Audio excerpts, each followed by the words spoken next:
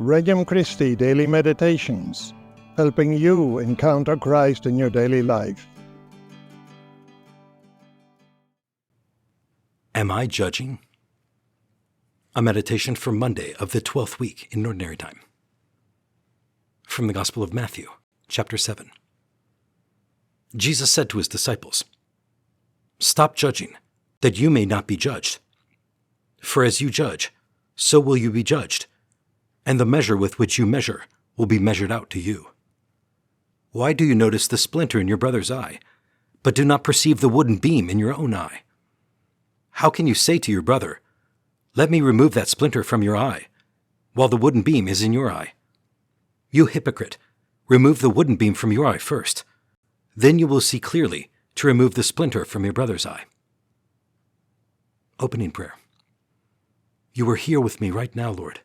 You are thinking of me. You have something you want to give me today, something you want to teach me, something you want me to do. I turn the attention of my heart to you. Please help me to hear your voice. Help me discover the gift you want to give me today.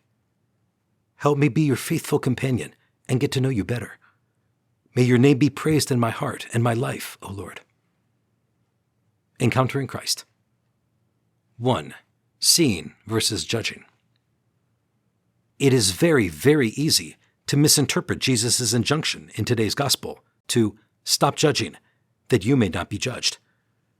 A superficial reading of this passage can make us think that we are supposed to be blind to the faults and failings of those around us. When we try to act like that, as if we simply don't see the shortcomings or sins of other people, we set ourselves an impossible task. People sin. People make mistakes. People do stupid and bothersome things. To pretend that we don't notice those things is to shut ourselves off from reality. And that is never a good idea. Jesus is not telling us, stop noticing things, don't look at reality. Not at all. Rather, Jesus is telling us to stop judging our neighbor for the things they do. We can certainly condemn sin and point out the destructive nature of certain behaviors. But we can never pretend to understand fully why someone sins. We can never know the full story of a human heart.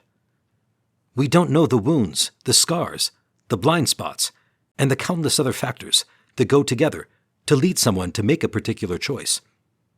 Only God can fathom the almost infinite depths and complexities of a human heart. And yet, ever since original sin, we have had a strong tendency to want to act as if we are God. We love pretending that we know the whole story behind someone's sin. We love putting people in boxes, labeling them, and thus elevating ourselves above them, at least in our own minds. These are diabolical tendencies of our fallen nature. When we give in to them, we reject the call to build Christ's kingdom and to let Him be king. And when we do that, we separate ourselves from Him. That's a bad idea. Because when we put ourselves on the judgment seat, we distance ourselves from God's mercy. 2. A spiritual shakeup. The contrast between a splinter in our brother's eye and a wooden beam in our own eyes is one of the most vivid comparisons in the Gospels. Jesus needed a vivid comparison in order to wake us up to this point. For us fallen human beings living in a fallen world, it is second nature to think and speak badly of other people. We do it so often and so easily that we don't even know we are doing it most of the time. But to step back and reflect on our own lives and faults and failings, that is much harder for us to do. And yet, unless we do that, we simply cannot see the truth of other people. Our own wounds and blind spots make it impossible for us to see other people as God sees them. We must learn to know ourselves, to truly understand our unique personality, our prejudices, our talents, our weak points, our strengths, the hidden fears at work underneath our more obvious motivations. Even the pre-Christian Greek philosophers understood the importance of this deep, thorough self-knowledge for growth and wisdom. Thus the ancient motto, know thyself.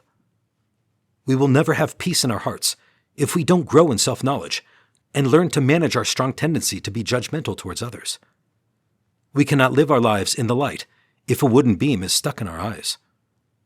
Jesus uses striking language in this part of the Sermon on the Mount because we need to be shaken up in order to shake off this ingrained habit of thinking and speaking judgmentally of other people. We must learn to be like Christ. We must learn to love every sinner, starting with ourselves, even while we hate every sin. 3. Measuring up. Jesus promises that the measure with which you measure will be measured out to you. This provides us with an unbelievable opportunity. If we decide, and we do have the freedom to make these kinds of decisions, to measure out to others an abundance of kindness, forgiveness, generosity, care, concern, sincere interest, appreciation, and patience, then Jesus promises we will receive the same. Jesus is fair.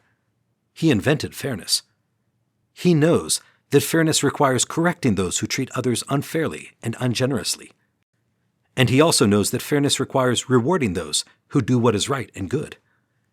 He wants us to experience the rewards that come from living life as it is meant to be lived. The reward of blessedness, as he pointed out at the very beginning of his Sermon on the Mount. All his teaching is designed to enlighten and strengthen us to live life well, so that we can experience the blessedness we long for, the blessedness we were created for. If I were to die today and go before the throne of Jesus, what measure would he have to use for me? Conversing with Christ. You know my heart, Lord. You know how hard it is for me to see people as you see them. I am so quick to judge, to demean, to dismiss, to mock, to belittle, to reject, to resent. I thank you for not being that way with me.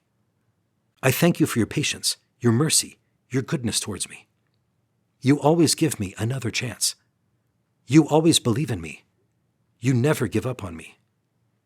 Teach me, Lord, to know just how broken I am, so that I be truly amazed at the depths of your goodness, so amazed that I fall into those depths and learn to be more like you. Resolution. Lord, today by your grace, I will make a conscious effort to understand someone who rubs me the wrong way or upsets me. I will consciously postpone judging that person in order to create space for you to teach me how to see others as you see them. Visit our website at regnumchristi.com